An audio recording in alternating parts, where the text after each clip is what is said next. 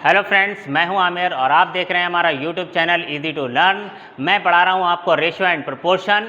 और पिछले वीडियो में मैंने आपको यानी कि पार्ट नंबर 3 में मैंने आपको बताए थे रेशियो और प्रोपोर्शन से रिलेटेड कुछ बेसिक कुछ कॉन्सेप्ट्स। उम्मीद है कि वो आपको समझ में आए होंगे, आपने उन पर प्रैक्टिस की होगी। तो इसी सीरीज़ को आगे बढ़ाते हैं और रेशियो और प्रोपोर्शन से रिलेटेड कुछ कॉन्सेप्ट और कुछ क्वेश्चंस आज फिर से हम करेंगे। ठीक है, तो सबसे पहले जो आज मैं आपको बताने वाला हूँ वो कुछ इस तरह से है कि सपोज आपको दिया हुआ है कि x ratio y is equals to 2 ratio 3। ठीक है, और हमसे पूछा जा रहा है find the value of 2x plus 3y divide by 3x minus 4y। कुछ इस तरह से ऐसे फंक्शंस को हम कहते हैं होमोजीनियस फंक्शन।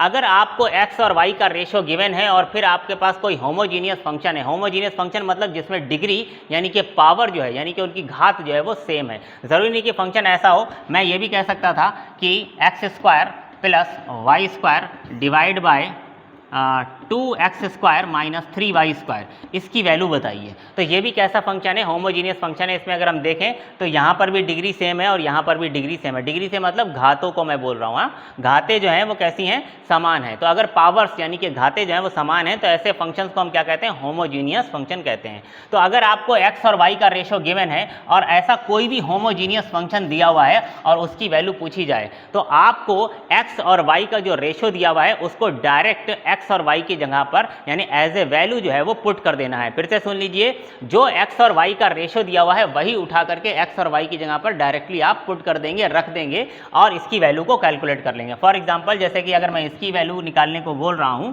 तो आप x के प्लेस पर क्या रखेंगे? 2, क्योंकि x के लिए जो रेशियो है वो 2 है और y के लिए जो रेशियो है वो 3 है। तो x के प्लेस पर इसमें हम क्या रख देंगे? 2, तो ये हो जाएगा 2 इंटू 2 प्लस 3 इंटू y के प्लेस पर क्या रख देंगे? 3 और डिवाइड बाय नीचे क्या है? 3x, तो 3 इंटू एक्स के प्लेस पर मैं रख रहा हूँ 2 माइनस 4 इंटू वाई के प्लेस पर मैं रख रहा हूँ 3 और इसे हम सॉल्व कर देंगे। तो 2 टू ज़ा 4, 3 3 ज़ा 9, तो 9 प्लस 4 कितना हो गया? 9 प्लस 4 हो गया 13। नीचे देखिए 3 टू ज़ा 6 माइनस 12, 6 माइनस 12 कितना आ गया? ये माइनस का 6। तो इसका जो आंसर आ गया, जो इसकी वैल्यू आई है वो कितनी आई है? माइनस 13/6। ठीक है, अगर मैं इसकी बात करूं तो आपको x और y का रेशियो क्या दिया हुआ है? 2 और 3 दिया हुआ है। तो डायरेक्टली आपको कुछ नहीं करना क्योंकि ये होमोजीनियस फंक्शन है। फिर से समझ लीजिए, सबकी घातें कैसी हैं? समान हैं। सबकी घातें समान हैं, इसलिए मैं डायरेक्टली x और y की जगह पर 2 और 3 रख दूंगा। यानी x के लिए जो रेशियो दिया है वो x के लिए यूज़ कर लेंगे, y के लिए जो रेशियो दिया है वो हम y के लिए यूज़ कर लेंगे। तो x के प्लेस पर मैं यहाँ पर क्या रख दूंगा? 2, तो ये हो जाएगा 2 का स्क्वायर। y के प्लेस पर मैं 3 रख दूंगा, 3 स्क्वायर अपॉन ये क्या हो जाएगा? 2 इंटू 2 स्क्वायर और माइनस 3 इंटू 3 स्क्वायर। आप इसको सॉल्व कर देंगे, जो भी निकल के आएगा वही आपका आंसर है। देखिए 2 का स्क्वायर कितना हो गया? 4, 3 का स्क्वायर कितना हो गया? 9, 9 प्लस 4 कितना हो गया? 13। ठीक है, और नीचे कितना हो जाएगा? 2 टू ज़ा 4, 2 का स्क्वायर कितना होगा? 4, 4 टू ज़ा 8, 8 और माइनस 3 का स्क्वायर कितना हो गया? 9, 9 3 ज़ा 27, सॉरी 27। तो 8 माइनस 27 कितना आ जाएगा? माइनस 19। तो ये हो गया माइनस 13/19। इट मीन्स इस फ्रैक्शन इस फंक्शन की वैल्यू क्या आ गई? माइनस 13/19। ठीक है, तो बहुत ही ईजी सा कॉन्सेप्ट है। उम्मीद है कि आपकी समझ में आया होगा। आइए देखते हैं नेक्स्ट है कि कोई नंबर आपको दिया हुआ है और उसे किसी रेशियो में डिवाइड करना है। वो अमाउंट हो सकता है, रुपए हो सकते हैं, कोई चीज़ हो सकती है, कुछ भी हो सकता है। फिलहाल ये एक नंबर है 672, 672। इसको डिवाइड करना है, बांटना है किस रेशियो में? In the ratio 5:3। मान लीजिए कि ये 672 रुपये हैं और इसे मुझे 5 और 3 के रेशियो में डिवाइड करना है। कोई 2 पर्सन हैं A और B, इन्हें मुझे 5 और 3 के रेशियो में इन पैसों को बांट देना है, डिवाइड कर देना है। ठीक है, तो मैं रेशियो को इस तरीके से समझाता हूं कि भाई A को आपको कितना रेशियो देना है? 5 और B को कितना देना है? 3। यानी कि आप इसको हिस्सा बोलिए। A को कितने हिस्से देने हैं? 5 और B को कितने हिस्से देने हैं? 3। अगर आप A को 5 हिस्सा देना चाहते हैं, B को 3 हिस्सा देना चाहते हैं तो कुल हिस्से आपके पास कितने होने चाहिए? 8 हिस्से होने चाहिए। किसके 8 हिस्से होने चाहिए? जिसको मैं बांटना चाहता हूँ। और मैं बांटना किसको चाहता चाहता हूँ 672 को। तो अगर मैं 672 को 8 हिस्सों में बांटना चाहता हूँ, 8 बराबर इसके हिस्से करना चाहता हूँ, तो मैं क्या करूँगा, 8 से इसको डिवाइड कर दूंगा, 8 से मैं इसको डिवाइड करूँगा। डिवाइड करिए, 8 8 दा 64, 8 8 दा 64, कितना आ गया यहाँ पर 3, 3 and 2 32, तो 8 4 दा 32, यानी कि एक शेयर जो एक हिस्सा आया, जो एक पार्ट आया है वो कितने का आया है, 84 का। एक हिस्सा कितने का आया है, 84 का, 84 रुपए का। और आपको ए को कितने हिस्से देने हैं, 5 हिस्से देने हैं। एक हिस्सा कितने का है, 84 रुपए का, तो 5 हिस्से कितने के हो जाएंगे, 84 को हम 5 से गुणा कर देंगे। तो अगर 84 को 5 से गुणा करें तो 5 और 80 की गुणा करेंगे 400, और 4 और 5 की गुणा करेंगे 20, तो ये आ जाएगा 420 रुपए। यानी ए को कितने रुपए मिल जाएंगे, 400। भाई ये 420 कहाँ से आया, समझ में आ रहा है ना। एक हिस्सा कितने का हुआ, 84 रुपए का। अगर एक हिस्सा 84 का है तो 5 हिस्से किसके बराबर होंगे, इसकी गुणा हम 84 से कर देंगे। यानी 84 की गुणा मैंने किससे कर दी है, 5 से कर दी है, और 84 की मैंने 5 से गुणा करी है, तो ये 420 रुपए आ गया है। अच्छा, बी को कितने हिस्से देने हैं, 3 हिस्से देने हैं, और एक हिस्सा आपने कितने का निकाला है, 84 का, तो 3 हिस्से कितने के हो जाएंगे, आप 3 की गुणा 84 से कर दीजिए, तो कितना हो जाएगा, 240 और 12, 240 और 12 मतलब 252। ठीक है, इसका मतलब यह है कि ए को 420 रुपए और बी को 252 रुपए मिलेंगे। देखिए ये 500, 400, 200, 672 रुपए हो रहे हैं। ठीक है, तो उम्मीद है कि ये आपकी समझ में आ गया होगा। शायद मैंने इस चीज़ को एक बार पहले भी बताया था, लेकिन मैंने फिर से इसको कॉन्सेप्ट में रखा है। ये बहुत ही इंपॉर्टेंट है कि किसी भी चीज़ को 2 रेशियो में, 2 के रेशियो में या 3 के रेशियो में बांटना है। फॉर एग्जांपल मान लीजिए कि यहाँ पर कोई नंबर और ले लूँ मैं, सपोज़ मैं 800 ले लूँ, और मैं कहूँ कि 800 को जो है आप 3 हिस्सों में डिवाइड करिए, 3 लोगों में बांट दीजिए, किसमें, ए, बी और सी में। और किस रेशो में बांटिए, आप इसे 1, 2 और 5 के रेशो में बांट दीजिए। तो आप इसे इस तरह समझ सकते हैं कि आपके पास कितने रुपए हैं, 800 रुपए हैं, और 800 रुपए को आपको किस में बांटना है, ए, बी और सी में बांटना है। ए, बी और सी में बांटना है, किस रेशो में बांटना है, 1, 2 और 5 के रेशो में बांटना है। यानी कि आप ये कह रहे हैं कि ए को 1 हिस्सा, बी को 2 हिस्से और सी को 5 हिस्से देने हैं। तो अगर आप सी को 5 हिस्से देना चाहते हैं, बी को 2 हिस्से देना चाहते हैं और ए को 1 हिस्सा देना चाहते हैं, तो आपके पास कुल कितने हिस्से होने चाहिए, 5, 2 7 और 1 8। कुल हिस्से आपके पास 8 होने चाहिए, किसके, जिसको आप बांटना चाहते हैं। आप बांटना किसको चाहते हैं, 800 को। तो 800 के 8 हिस्से बनाइए बराबर बराबर। कैसे बनाएंगे, 8 से भाग करेंगे। हिस्से कैसे बनते हैं, भाग करके। तो 8 से अगर मैं 800 को भाग करूंगा तो एक हिस्सा आएगा 100 रुपए का।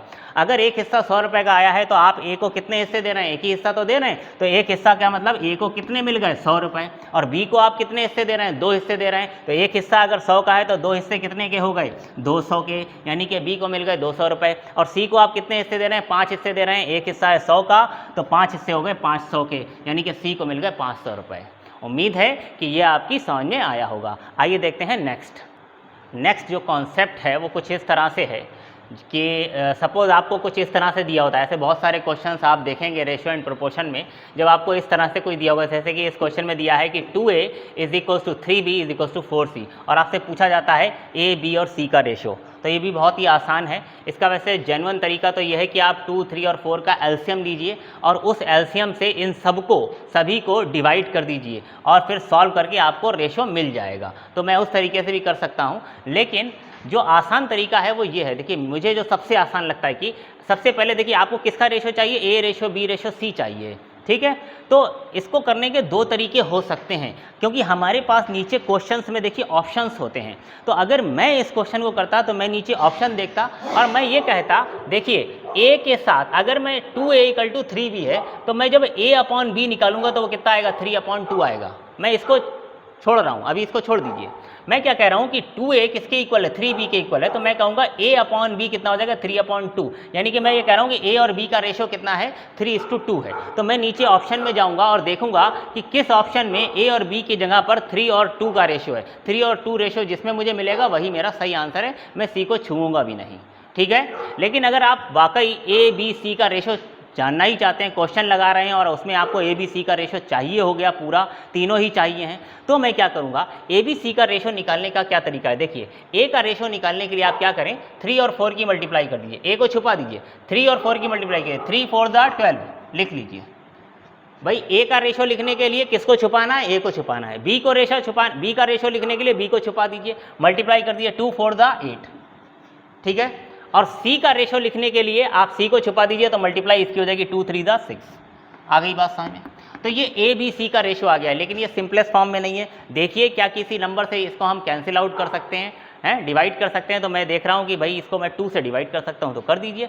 2 6 जा, 2 4 जा, 2 3 जा। इसका मतलब ये है कि ए बी सी का जो रेशो है वो 6:4:3 है। ये मुझे सबसे आसान लगता है। फिर से समझ लीजिए, मान लीजिए मैं यहाँ पर लिखता हूँ 3x + 5y, 3x = 5y = 7z, और मैं कहूँ भैया x/y/z मुझको आप बताइए, तो कितना आसान है। आप इसको छुपा दीजिए, 5 7 जा 35।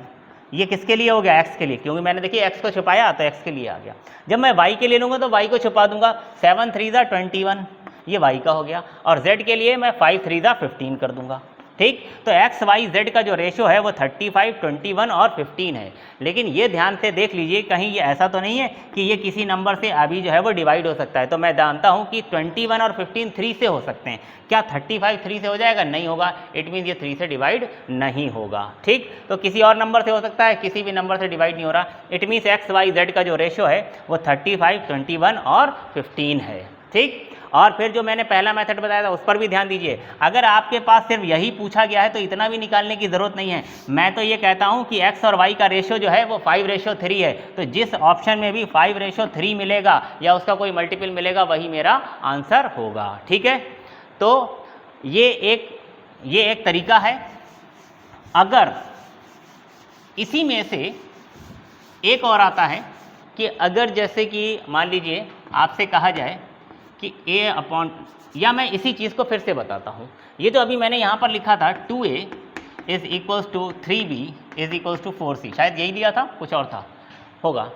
तो अगर मैं ये फिर से कहूँ कि आप इसका जो है वो रेशो बताइए, तो एक तरीका तो मैंने आपको बताया कि आप इसको छुपाएंगे, 3 4 जा कितना हो जाएगा? 12। ठीक है, तो अगर मैं a b और c का रेशो निकालूं, a b और c का रेशो निकालूं, तो a को आप छुपाएंगे, 3 4 जा 12, ये a के लिए हो जाएगा। b को छुपाएंगे तो 4 2 जा 8, ये b के लिए हो जाएगा। और c को छुपाएंगे तो 3 2 जा 6, ये c के लिए हो जाएगा। या 12 8 6 जो है वो किसी से कैंसिल हो रहा है, तो मैं कहूँगा यस 2 से हो रहा है। तो 2 6 जा, 2 4 जा, 2 3 जा, तो a b c का जो रेशो आ गया वो 6 4 3 आ गया। ये तो अभी अभी मैंने मेथड आपको बताया। दूसरा तरीका यह है कि मैं 2 3 और 4 का एलसीएम ले लूँ।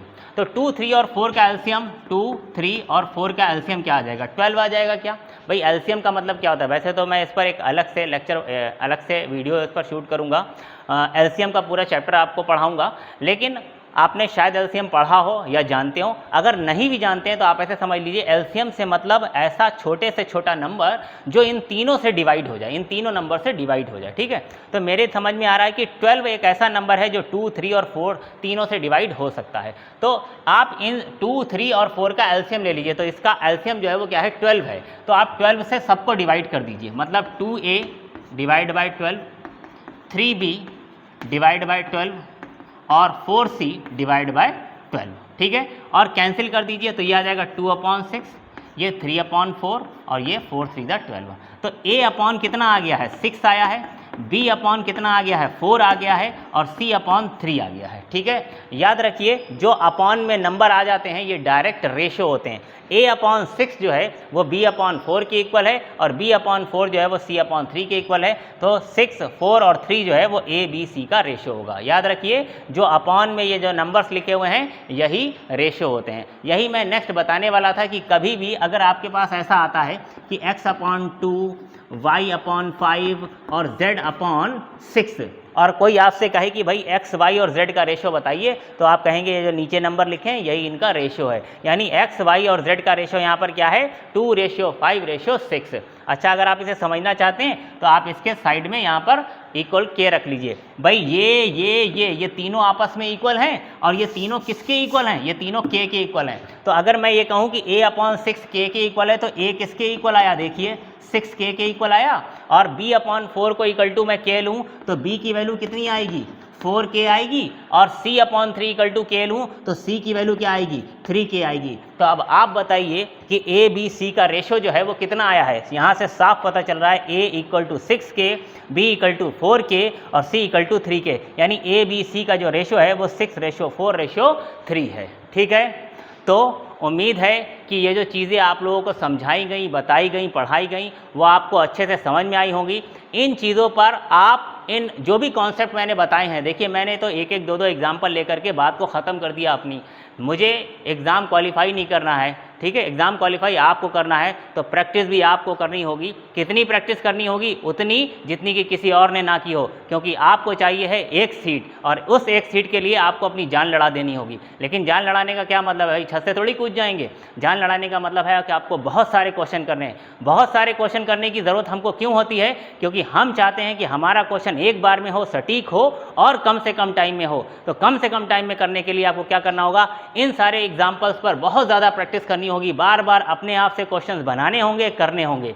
मैं तो बस आपको दुआ दे सकता हूं, आपके लिए बेस्ट ऑफ लक बोल सकता हूं। जो कुछ करना है वो आपको करना है, मैं बस थोड़ा सा आपको हेल्प दे सकता हूं। तो इस उम्मीद के साथ कि आप मेरी बातों को ध्यान से समझेंगे, सुनेंगे, इन पर अमल करेंगे, हम आपसे विदा लेते हैं। मिलते हैं नेक्स्ट वीडियो में नेक्स्ट कॉन्सेप्ट, नेक्स्ट क्वेश्चन के साथ। Thank you.